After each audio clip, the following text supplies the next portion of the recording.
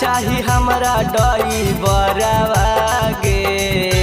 गलिए गलिए खोजिए नाही मैया कंडक्टरवा, दुल्हा चाही ट्रक के ड्राइवरवा गे।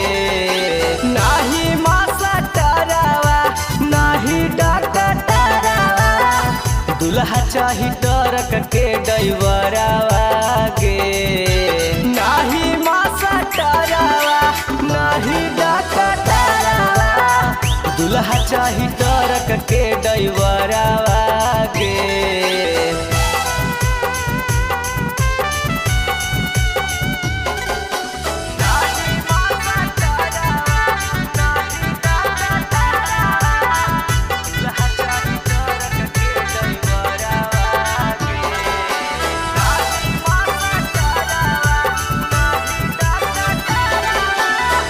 निकला गमैया ड्राइवरवा के चेहरा गे। रोजे घूमते हमरा पटना शहरिया गे।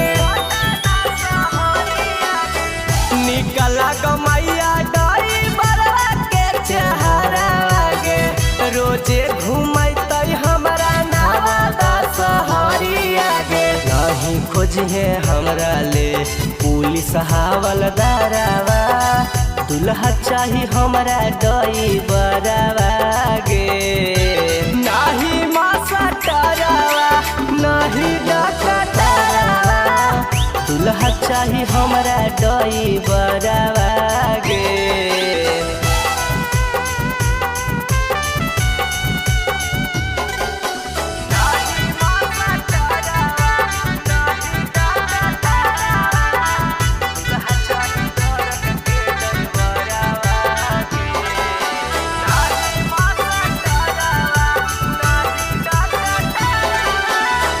राइटर रितेश मिथुन हाथों ढोरी चटना गे।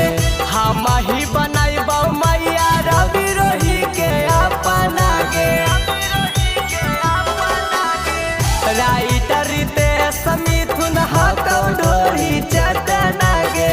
हम ही बनाइबौ मैया रवि रोही के अपना गे। रोज भोरे भोरे पूजा करबौ तोरे, खोज देना दुल्हा ड्राइवरवा गे।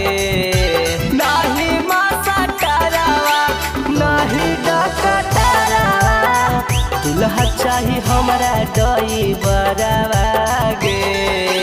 Akshay recording studio पखरी वार्मा।